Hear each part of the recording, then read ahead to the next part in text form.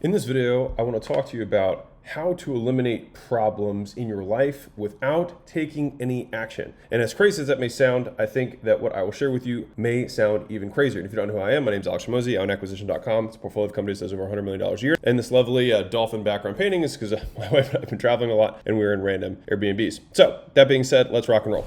So yesterday I was having a conversation with an old friend of mine, and we have different beliefs around the topic of problems, especially when it comes to the human condition. And I went on somewhat of a rant about this topic, and I figured I would encapsulate it here for you guys. And so the problem that this individual was talking about was a lot of stuff that has to do with, mental illness and mental health. And I think that this is an interesting topic because the entire industry didn't even exist until a few hundred years ago, and humans have existed for a long period of time. One of the more interesting things about the mental quote illness category is the importance of labeling. And if you followed me for any period of time, you'll know that labeling to me is one of the strongest powers that exists in the mind. And I'll give you a reason why. Our minds are meaning-making machines. And so what that means is we determine what is meaningful and what is not. And then we ascribe labels to them in terms of positive and negative, because that is how we survive. Now,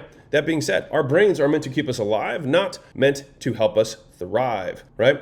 To use a rhyming word for you. Now, that being said, with this whole concept around labeling, it's something that I'm probably most passionate about, the concept of labeling as a whole. It's unbelievably powerful when it comes to persuading people to do things, unbelievably powerful when it comes to changing people's worldviews and their perspectives on life. And I will share a few of those examples with you. So I'll give you a quick persuasion example for how powerful this is. If I wanted to persuade someone to do something, then what I would do is I would create a positive label that I would associate them with. So I would say, you are probably a loving and caring man you want to provide support for your family. Is that true? They're like, yes. And I'm like, yeah, you definitely seem like one of those types of people. And since you are one of those types of people, I think that you should invest in this program that we have, because that would be in alignment with this ideal that we just labeled the person with. And so what happens is it creates cognitive dissonance, because for the person, in order for them to stay in accordance with the label that they would like to have, they then feel obligated to then act in accordance with that label that we just prescribed. Now, that's a very simplistic example. You can weave that into narratives and sales scripts so that people become psychologically labeled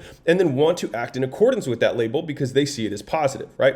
The thing is that it can also work in reverse in terms of how you can harm someone. And the reason that this is so viscerally upsetting to me is that I have had members of my family, extended and whatnot, who have, I would say, debilitated themselves in large part because of what they believe to be mental illness, and I disagree.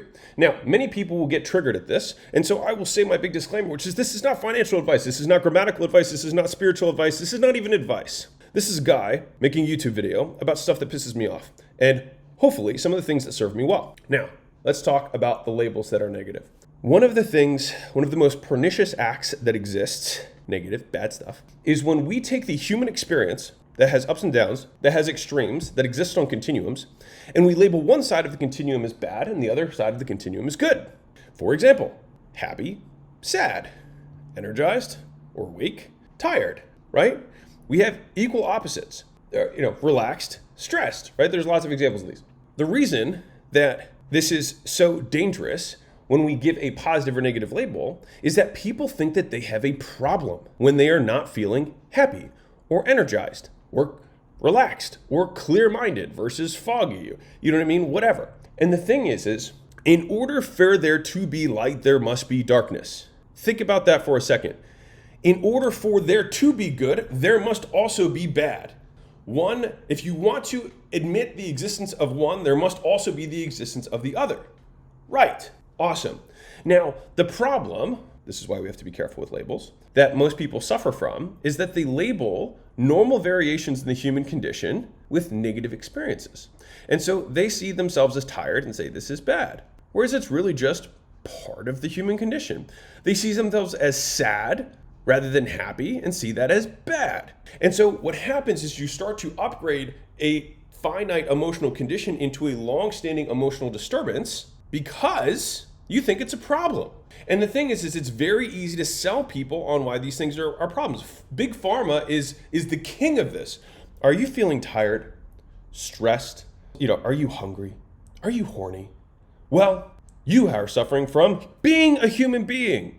It's being human. And so I think a lot of this, and the reason that it wraps into the original part of the prompt of this video, is that if we want to be enduring entrepreneurs, we want to be people who have resilience, we want to be people who have mental fortitude, we must be careful about the things that we label. And there's also the good bad label, which is the simplest label that a lot of people ascribe to conditions that are ephemeral, right? They're brief, right? And then they change. But there's also the shoulds, have, musts, need to, etceteras that we say in our lives that we have to do these things or we must do these things. And if we do not, or else, we put out a threat towards the universe. If I don't get my coffee, I must get my coffee. I need to have coffee before I start my day.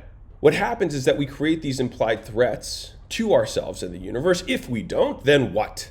Right? And so I see this, and this is probably the number one thing that people, when I'm having conversations with them, it's teaching yourself to listen for these language patterns because they are indications of, in my opinion, broken thought patterns. People ascribe positive and negatives to things without understanding what the deep ramifications of those things are. And so, if you are unhappy, awesome. You're human. This is the human existence. If you are tired, awesome. It will create more contrast for when you are awake. If you are stressed, amazing.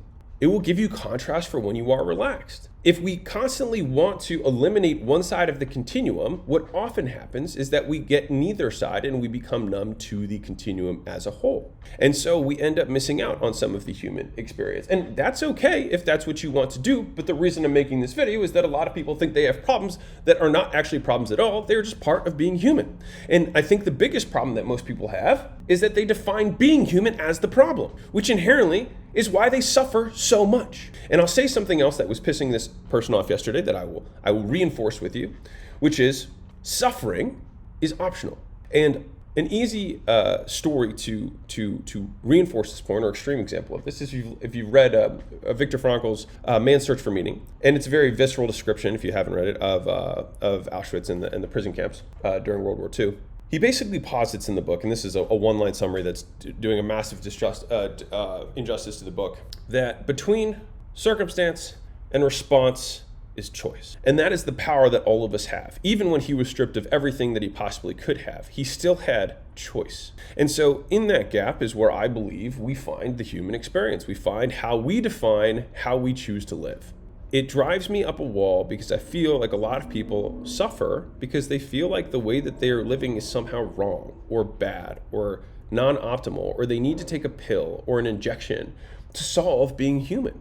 And I think if we can simply change our expectations about what being human really means, and I say this passionately because I very much suffered from this for a very long period of time. I was obsessed with being happy.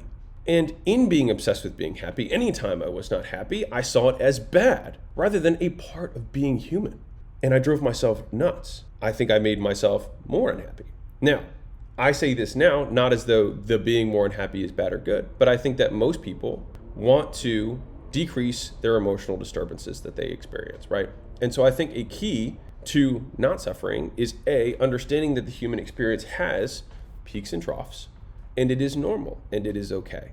And as a side note, one of the strongest mental health things that I did for myself, and I'll share with you things that worked for me, is that I created a mental refrain. It's just a simple thing that I can say to myself in my mind over and over and over again, is that when I'm experiencing a negative, quotes here, negative, part of the human experience, I'll say, and that's okay. That's all. Be like, I'm really annoyed right now. I'll be like, and that's okay. Rather than then casting judgment on the emotion. Because a lot of times you don't have control over your emotions, but you do have control over the judgment with which you apply to the emotion that you experience and the response that you have as a result. And so I think this is where power is formed as humans, is that two people are exposed to the same stimulus, right? Same circumstances, and one person perseveres and the other person does not. And a lot of it is because of the choices that we make between circumstance and response. And that's kind of back to Viktor Frankl's thing. I'll wrap off this final little thing here, this rant, with a quote from, I think it's Socrates. He said, "Wisdom begins with a definition of terms." And so most arguments or disagreements can be resolved if both people come to an agreement on terms. And it's because we say things like happy, we say things like healthy, we say things like wealthy, we say things like success, right?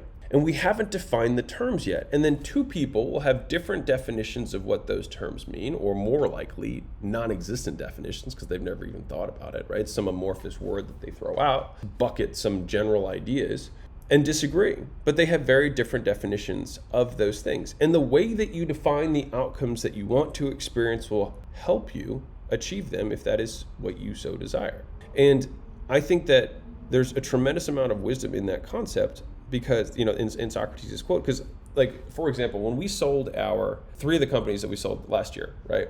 Jim launched Prestige Labs and Allen, we sold those to different buyers. And what was interesting to me was when I read through the contracts, the first half of like 50 plus page contracts were just defining the terms.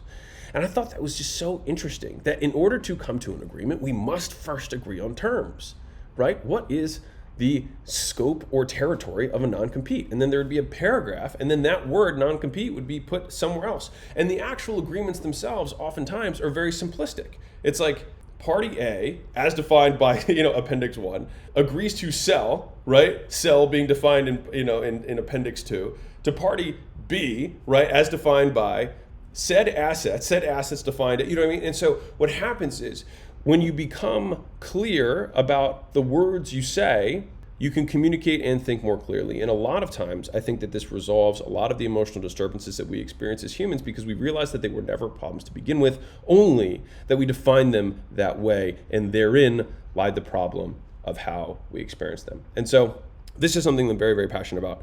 Hopefully the topic was not as amorphous as hopefully it sounded to you. But people suffer because they choose to define their experience as suffering. And I think that many of us can experience fewer emotional disturbances or not upgrade them to long-standing emotional disturbances by simply saying, A, I'm experiencing this emotion which will pass, comma, and it's okay. And B, subset, this is part of being human. And then what happens is we could start redefining what the human experience should be. And if we say, for example, that experiencing the full spectrum of the human experience is a life well lived, and we desire to have a life well lived, then we are doing a good thing when we suffer, when we are sad, when we are stressed, because we are living our life to both extremes at different times in different seasons to the fullest degree, so that we can look back on our lives and say, I was a human being, I lived this life. And anyways, these are things that keep me up when I think about what it means to be human. And I think Buddha had a really interesting concept around this, which is, he talks about the middle path in life, which is, by the way, a lot of people don't know this, but, Buddha was a prince beforehand. So he had all the riches, he had all the comforts, right? And then he went to extreme poverty on the other side of the spectrum. And he was like the middle path, right? So it's understanding both sides of the human experience and not saying either one is good or bad, but they just are. And then I think when we do that, we remove the judgment of self, which is where a lot of the suffering occurs, rather than simply being present for the experience and enjoying it for what it is, which is just being human. And we don't fall prey to the narrative of the big pharmas that say that being human is wrong, being human is bad, experiencing emotions is not normal. It's the most normal thing. It's the most normal thing for people to be unhappy sometimes. It's the most normal thing for people to be tired sometimes. It's normal to be hungry. It's normal to be horny. It is part of being human. And we create so much suffering for ourselves by saying that there is a problem with simply existing during a period of time on a continuum. And then that problem that we label then becomes long-standing rather than something that passes with time. So lots of love, everyone. Mosey Nation, appreciate you. If you're new to the channel, welcome. Lots of love. Keep being awesome. I'll catch you next vid. Bye.